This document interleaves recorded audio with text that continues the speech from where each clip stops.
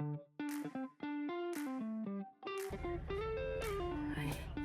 Hello everyone. I know I blushed again.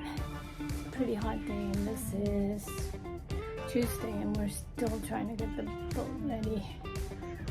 All kinds of things started to kind of need to be done still.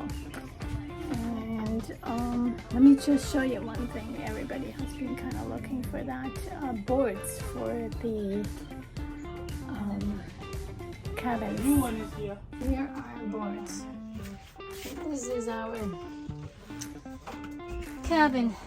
So let me show you. These boards here, we've had a few of them that are totally disintegrated. We had them somehow shot and tried, but it's time for new stuff. So here in Jolly Harbor at the Marina Boatyard, we had Chris fabricate these boards here, laminated, and they're pretty strong, so very sturdy, and for really decent price too. We were searching everywhere for these boards, and the best place would have been shipping them, I think, from Sweden, which or somewhere in Europe, so it was just not feasible. So one of you actually told me, why aren't you looking in Antigua for somebody to make you that? So thank you. Whoever posted that on my blog or I think on Facebook. But that's pretty good.